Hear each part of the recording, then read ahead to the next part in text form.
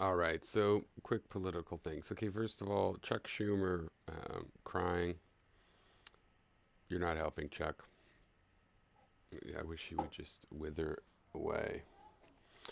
Now, the thing I wanted to say is that I don't really understand. This is the part of the problem. It's like the liberals in the mainstream eye only know how to play identity issues. I think it's hard to prosecute this ban based on that it is a religious test. They avoided that. Now, granted, they just skirted it, but that's how a lot of things, you know, that's what you're supposed to do. You want to go in there, oh, that's illegal. Well, you're supposed to stay out at the reasonable. You could still have your belief that you need to restrict immigration and whatnot. But what I don't understand why people aren't talking more about the fact that since it's a ban, they use the word ban,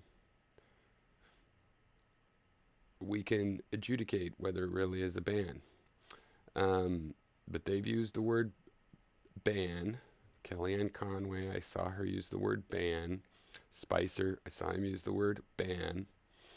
And the Immigration and Nationality Act of 1965, where most of the things you're familiar with, like people can bring their family easier than other, those things, they were set up in that act. And of the provisions, the main point of it, and I read this from its Wikipedia page, one of the main components aimed to abolish the national origins quota. This meant that it eliminate national origin, race, and ancestry as a basis for immigration. Our current immigration law, and when we say it needs to be, modernized, they're really just talking about, yeah, it's fucking old. Okay. But the current law specifically prohibits banning people based on their national origin. Because even though back at 65 people weren't that liberal yet, they'd realize it was a little bit ridiculous. For one thing, we are a nation of immigrants, and none of us came over here from places we thought were good enough to stay, right? Like, we don't want refugees from war torn regions or regions with a lot of violence. They're leaving those places because of that. That's one of the things that leads to immigration. That, famines. Now, really, what's stupid about it is it's just pointless. Like, we're prohibiting this. We haven't had any terrorists from these nations. Plus, people in those nations can still go over to a nearby nation like Saudi Arabia and come in. Or they could go by train into Europe and fly in.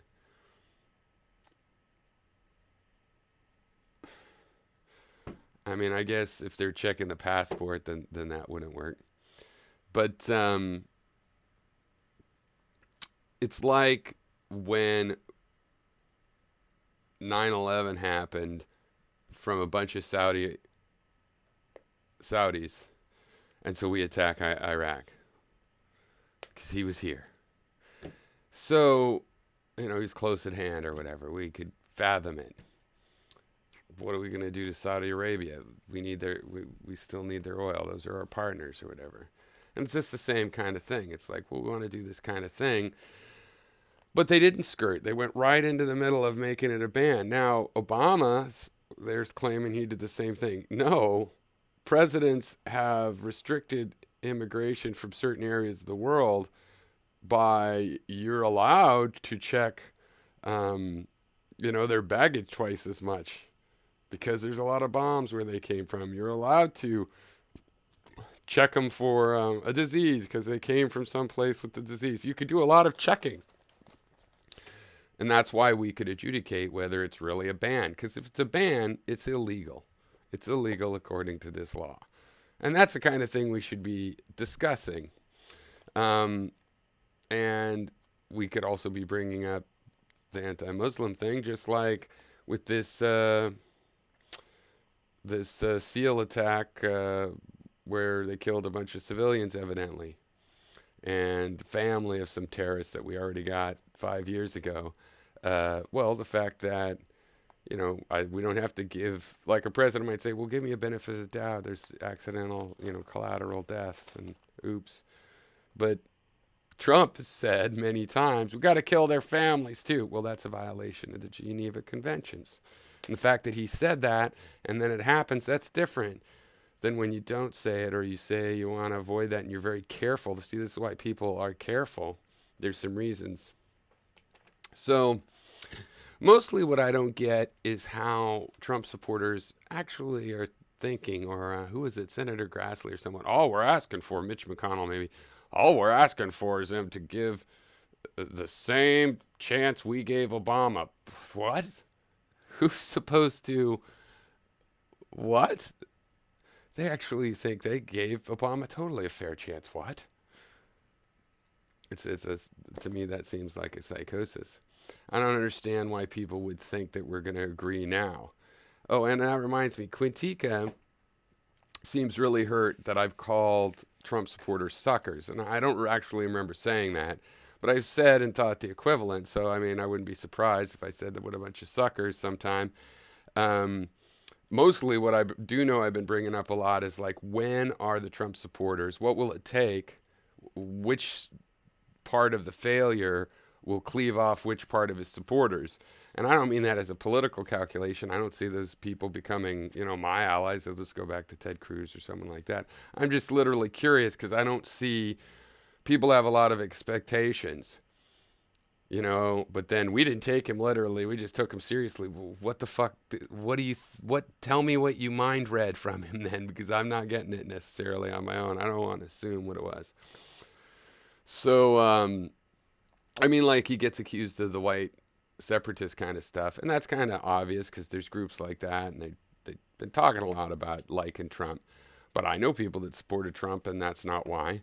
I know someone that I think of as a good person, actually. There's a somewhat liberal, really, but doesn't know it anymore, being pro-choice, not being welcome in the left. And, she believes that Trump will help with that somehow. I don't think so. So, what other things might he do that would make her realize he's not the vehicle for that, even if it was one thing he was going to do? Or what about when he doesn't actually appoint people that overturn Roe v. Wade? With the disillusionment coming? I think it's perfectly fair for me to have that attitude that the Trump voters were suckered. I mean, the Trump voters were telling me that by compromising absolute morals and voting for Hillary Clinton, I was supporting a pedophile, a serial murderer, and they weren't talking about the war crimes, but like Vince Foster, who's raping kids in a Pizza Hut. So, I mean, are we being careful here with what we say? I mean, I don't understand if it seems like, Critica, maybe you need a safe space or something. And because I've hurt your feels, I put this in comments to you, and you haven't really answered me. But I don't see what I've said that make you go like nutso about sucker, sucker, suckers, sucker. You called it a sucker. So, okay, and now you've called me a sucker. Are we even? Um, but yeah, I definitely think that some people have really had their feelings hurt, and they don't have the sympathy of a safe space. My thing is, I don't need one. I don't need one, so I didn't notice that there was really a problem there. I'm acknowledging that the problem I did see with identity politics is real and disastrous for the left, because we need to stick with civil rights and integration. I saw that guy, Richard Spencer, or whatever, the not a Nazi that was the Nazi that got punched in the face, the white separatist. He was on David Pakman, which I don't always watch, but I saw that. And, he was talking about, well, I'm just saying all politics comes from identity. He's the same thing. All politics comes from identity. And to know who I am, you have to walk on my shoes. And you could do that by having my skin color. And basic. It's like, I have that guy's skin color. My experiences do not flow through as teaching me how to understand him. And I think to a certain degree that what we're seeing is the right wing's version of, we need in on this don't call us names stuff. Don't call men potential rapists. Don't say rape culture. That's saying all men believe in rape. And they do, but that doesn't mean they, you don't like cast general aspersions, sweeping generalizations, casting wide aspersions. You don't like that when it applies to you. So maybe you've learned the lesson. So I don't know. Oh, yeah, one other thing. I was watching Bill O'Reilly. Talk about something I don't often do. I watch a lot of Fox, though, during this election season, and it keeps going now because of what's happening. Fox and CNN, and to a certain degree MSNBC, which is just me monitoring cable news memes. But anyway, that idiot Dennis Miller was on there, and he was suggesting we need to split the country up. He showed 3 countries. Just remember, in a couple years when this is a popular topic, just remember.